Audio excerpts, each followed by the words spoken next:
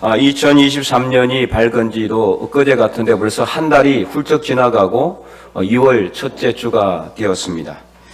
올 한해 하나님께서 우리 각자에게 어떤 사명을 주셨는지 한번 생각해 보기를 원합니다. 공통적으로는요, 우리 각자에게뿐만 아니라 우리 교회 전체적으로 복음을 위한 사명이 있죠. 그리고 하나님의 영광을 위한 사명이 있습니다.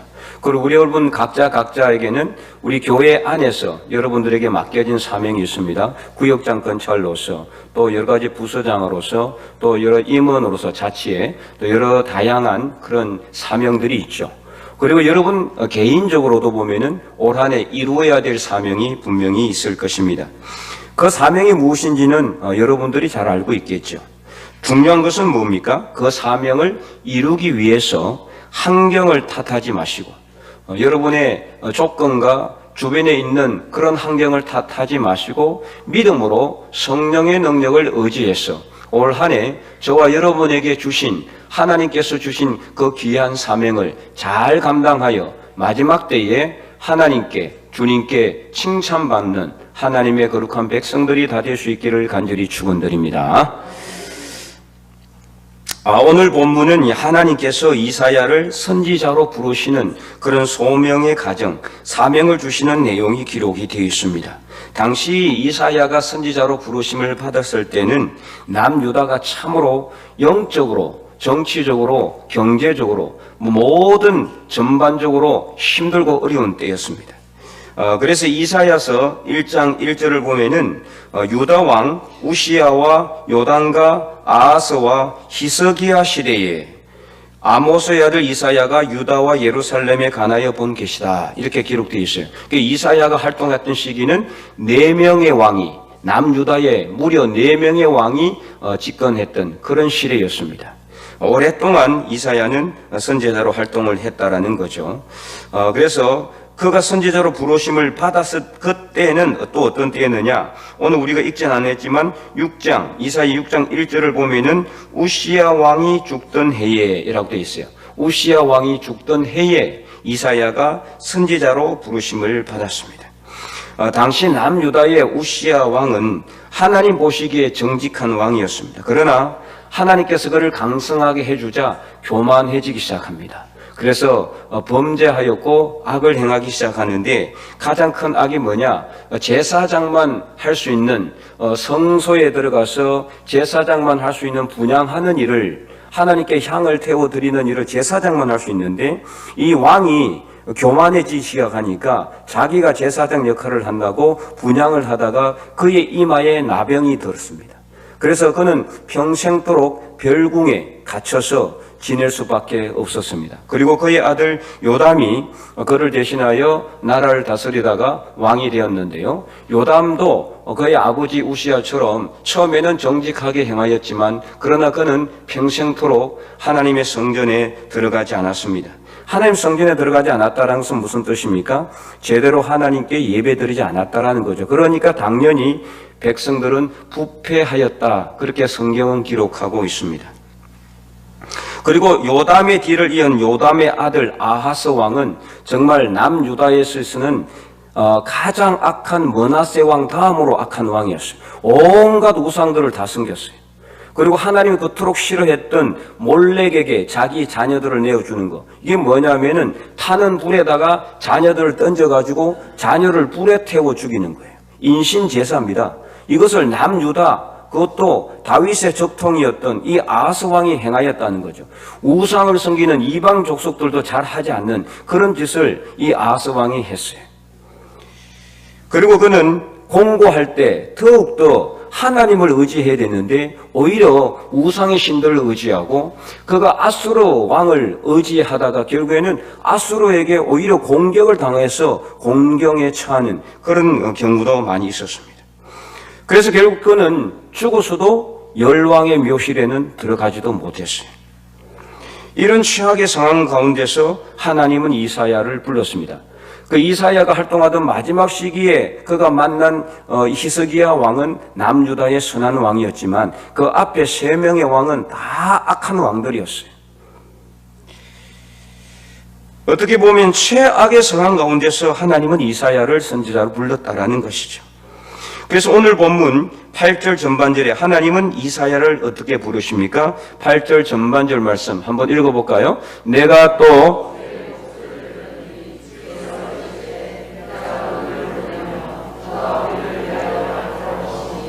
네, 이 하나님의 부르심은요, 어떻게 보면은 그냥 부르심이 아니라 절규에 가까운 거예요. 갈 사람이 없다는 거예요. 갈 사람이 없고 하나님의 부르심에 응답할 사람도 부족한 그런 시대에서 누가 있어서 나를 위하여 갈 것인가? 이렇게 하나님께서 절규하고 있는 거예요. 이 시대에 내가 누구를 보내며 누가 우리를 위하여 갈고, 그때에 이사야는 어떻게 응답합니까? 8절 후반절 말씀 우리 다 함께 큰 목소리 읽어보도록 하겠습니다. 그때에 내가 이르되 내가 여기 있나이다 나를 보내소서 하였더니 아멘. 이사야는 주저하지 않고 아멘으로 응답합니다.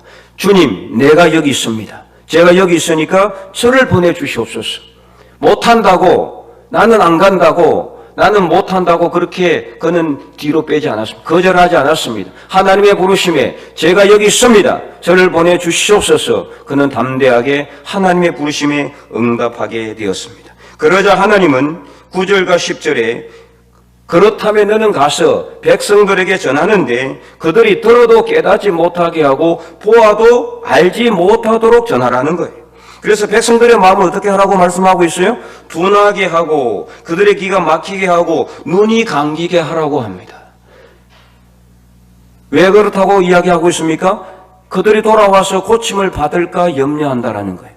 자, 그러면 이게 과연 맞는 말일까요? 이해가 되지 않잖아요. 하나님이 애써서 이 선지자를 불러서 백성들에게 보내서 말씀을 전하게 해놓고는 그 백성들이 고침을 받을까 두려워한다, 염려한다? 이거 말이 안 되지 않습니까? 이 말은요, 이 말 그대로 곧이 들으면 안 되는 거예요. 이 말씀의 뜻은 하나님께서 선지자를 그동안 얼마나 많이 보냈습니까? 수없이 선지자들을 보냈어요. 그러나 백성들이 듣지 않는 거예요.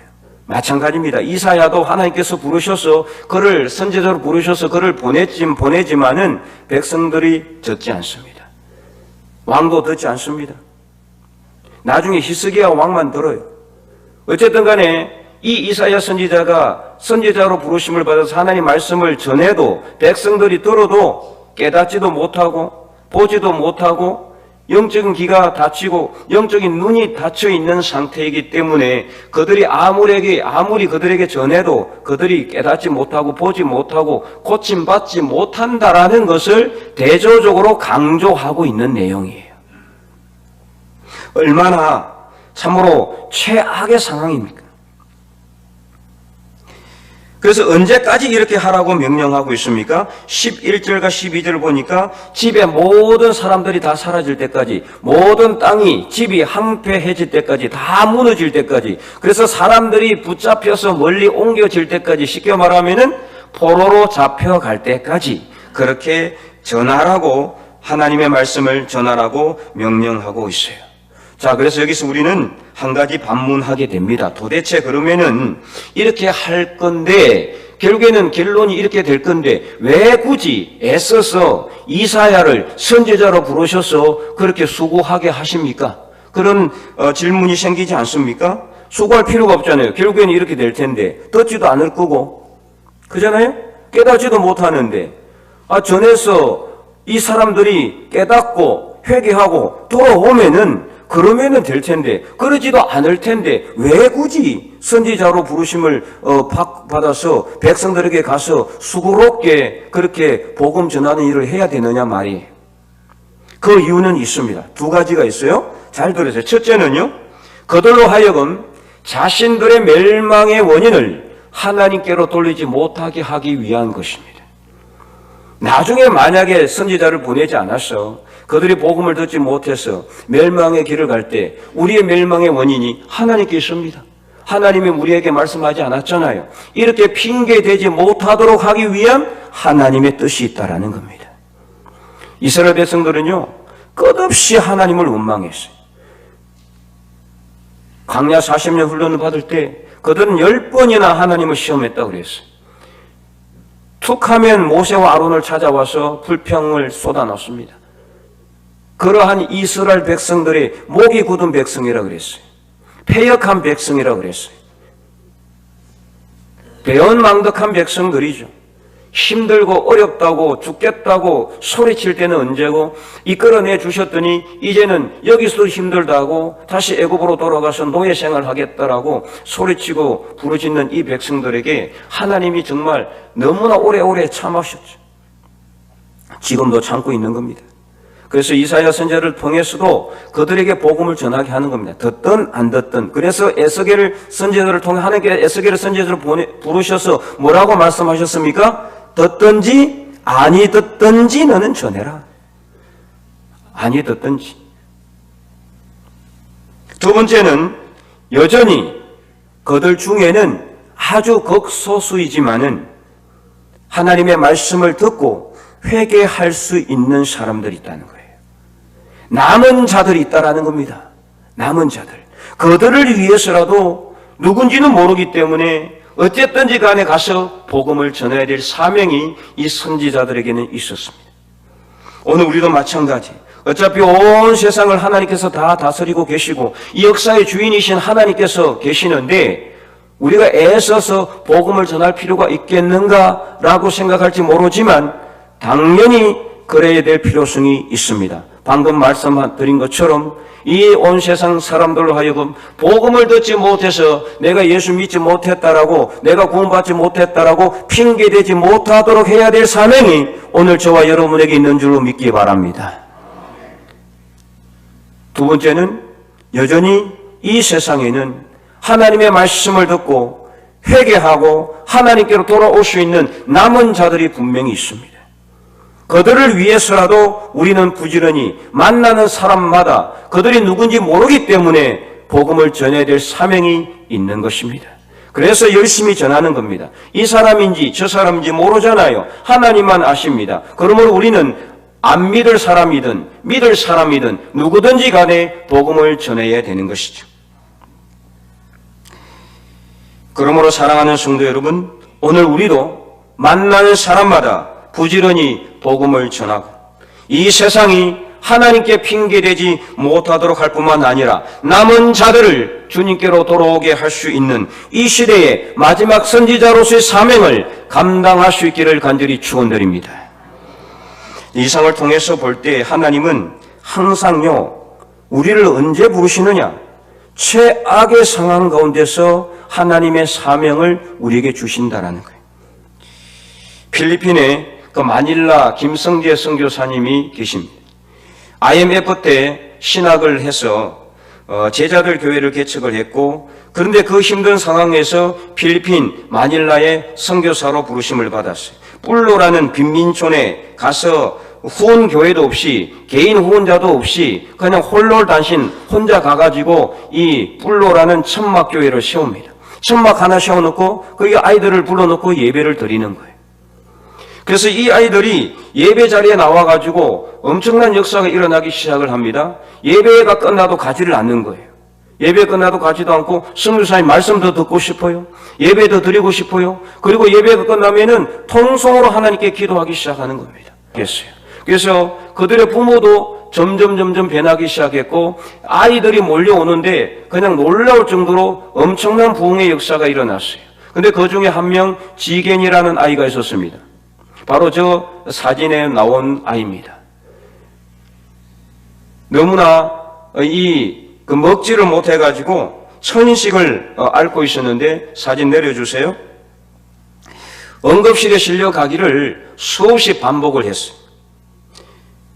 게다가 가족들의 핍박을 수없이 많이 받았어요. 그래서 예배에 목숨을 걸고 나왔다고 합니다. 천식이 너무 심해가지고 숨도 제대로 쉬지 못하고 식사는 겨우 할 정도였기 때문에 게다가 이후에 결핵이 걸렸고 갑상선 항진증까지 걸려서 결국에는 몇 년 전에 하나님의 부르심을 어린 나이에 받았습니다. 천국에 가게 됐는데 죽기 전에 교회에서 작년에 우리 교회에서 시작했던 성경 필사를 시작했다고 합니다. 그 어린 아이들이 너무 영적으로 갈급해하니까 성경을 필사를 시작했대. 근데 이 아이가 죽기 직전에 자기 죽음을 직감하고 그 노트에다가 이렇게 써놨다는 거예요. 그러니까 어머니가 이 아이가 죽고 나서 이 아이의 유품을 정리를 하다가, 유품이라고 해도 뭐가 있겠습니까? 옷가지 몇 개, 그러다가 이제 이 필사 노트를 발견하고 그것을 읽다가 그 어머니가 대성통곡을 하는 겁니다. 그리고 선교사님을 불러서 그 노트를 보여주는데 그 노트에 이렇게 쓰여져 있었대요. 선교사님, 그동안 너무나 감사합니다. 너무나 고마웠습니다. 그리고 그 옆에 유언처럼 하나 쓰여져 있었는데 글이, 만약에 제가 죽으면은 우리 모든 가족들 다 교회 가서 예수님 믿고 구원받기를 원합니다. 그렇게 써 있었다라는 거예요. 그래서 이 유언에 의해서 그 가족 중에서 그렇게 교회 가기를 싫어했던, 절대로 교회 안 간다고 했던 여동생이 이제는 교회 나와서 열심히 주님을 믿고 복음 생활을 잘하고 있다라고 그렇게 간증을 하는 것을 봤습니다.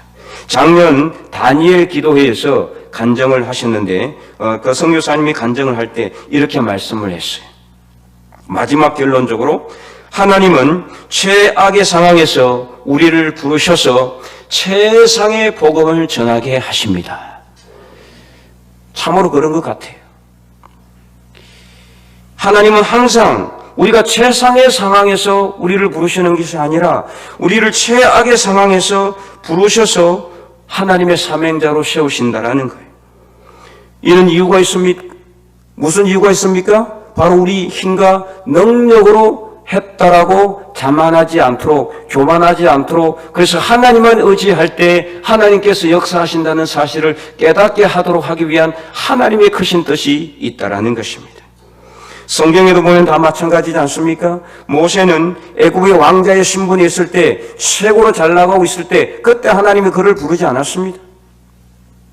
그러나 그가 동족을 핍박하는 애굽 병사를 죽인 일로 인해서 미디안으로 피신하여 40년 동안 그 미디안 광야에서 개로 목수만 연명하면서 양과 염소의 똥을 치우던 그 최악의 상황이 있었을 때, 그때 하나님은 모세를 부르셨습니다.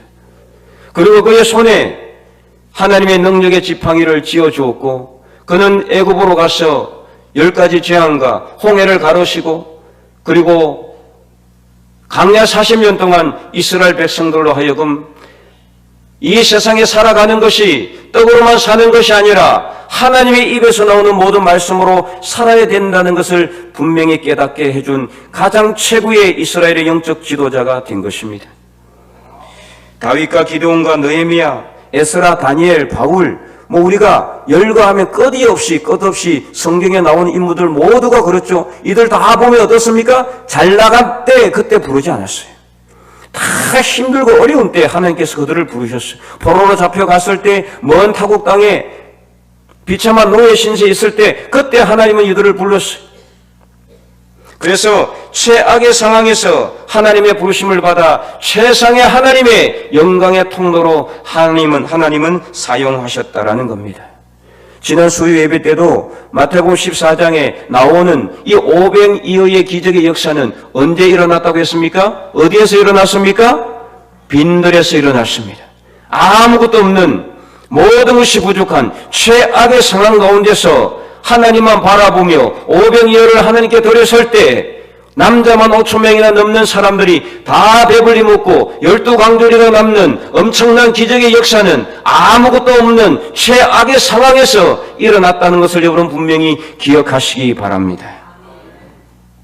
오늘 우리도 마찬가지예요.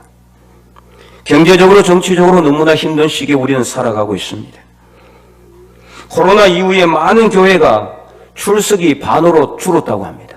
반 더 떨어진 교회도 있다는 거예요. 감사하게도 우리 교회는 다 회복이 되었습니다만, 그런데 이런 상황이 전 세계적인, 우리나라뿐만 아니라 전 세계적인 그런 현상이라고 합니다. 교회 학교는 급격히 감소하고 있고요. 코로나도 여전히 끝나지 않고 있어요.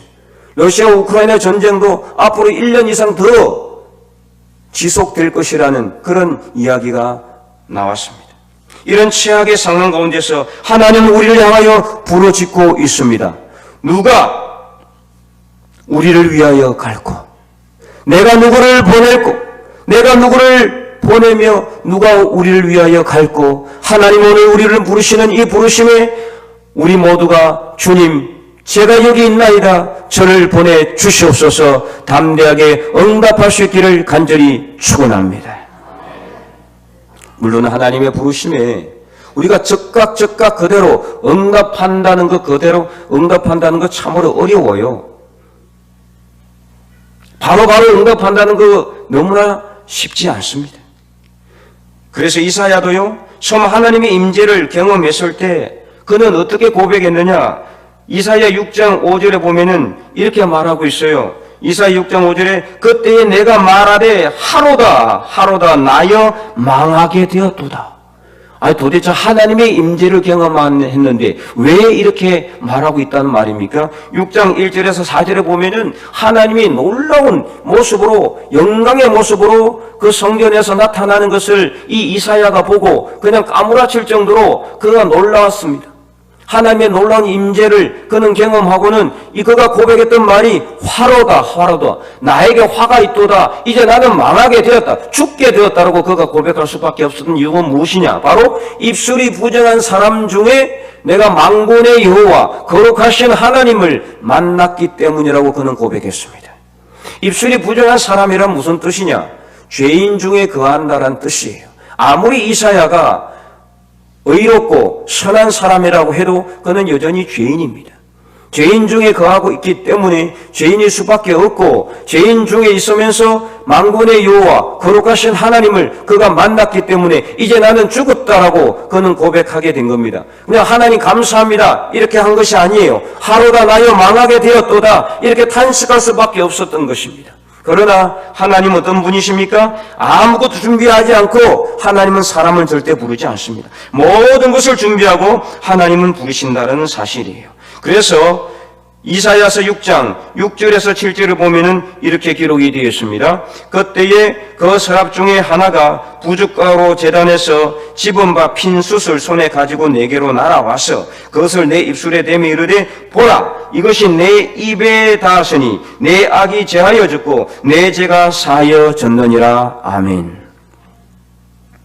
서랍은 천사 같은 이 존재를 의미합니다. 그가 부둣가락으로 제단에서 그 제단에는 뭐가 있습니까? 항상 불이 피워져 있죠. 거기에 숯불을 집어 가지고 와서 이사야의 입술에 딱 대서 그의 입술이 부정하다 그러니까 입술의 모든 죄, 그가 행했던 지금까지 행했던 모든 죄와 모든 악을 다 제거하고 사하여 준 겁니다.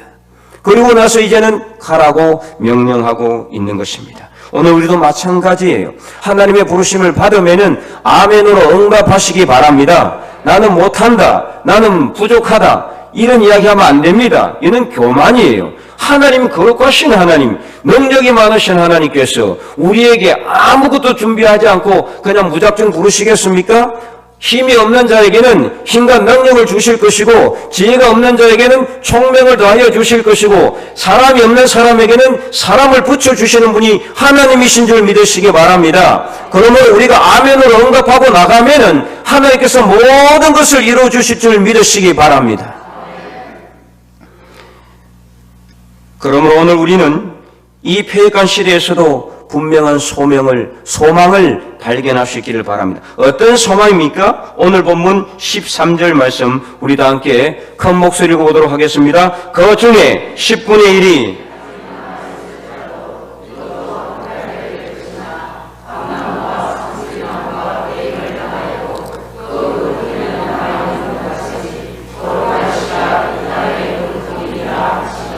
아멘. 이 말씀의 전반절까지만 읽어봐도 정말 소망이 없습니다. 그렇잖아요, 여러분?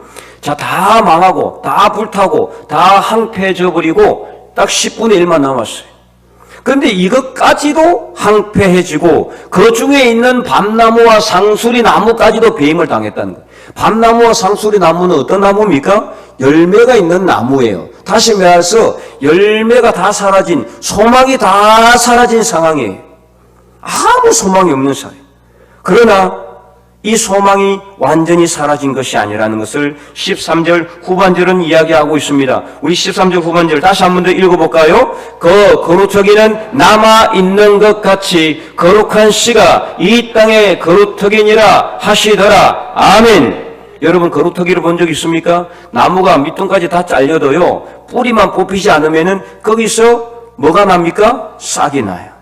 분명히 싹이 나기 시작합니다. 죽은 줄 알았지만 절대로 죽지 않았습니다. 거기서 싹이 나고 가지가 나고 거기서 꽃이 피고 열매가 맺히는 거예요. 바로 그 거루터기가 있다는 것을 하나님은 말씀하고 있어요. 이스라엘이 망한 것 같지만, 남유다가 망한 것 같지만 망하지 않았다. 거룩한 씨가 남아있다라는 것을 말씀하고 있는 거예요.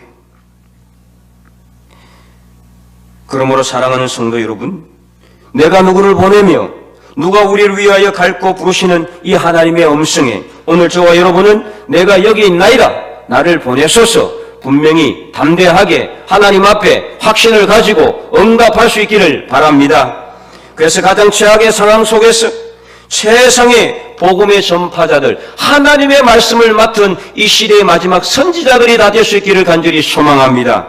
그래서 그 중에 우리 중에 10분의 1만 남아있을지라도, 이것까지라도 황폐하게 된다 할지라도, 그래서 밤나무와 상수리 나무까지 배임을 당한다 할지라도 거룩한 거루터기가 남아있는 것처럼 오늘 저와 여러분이 이 남아있는 거룩한 거루터기가 되어서 복음의 열매를 풍성하게 맺어가는 하나님의 거룩한 백성들이 이 시대의 마지막 남은 하나님의 사명자들이 다 될 수 있기를 주님의 이름으로 간절히 축원드립니다.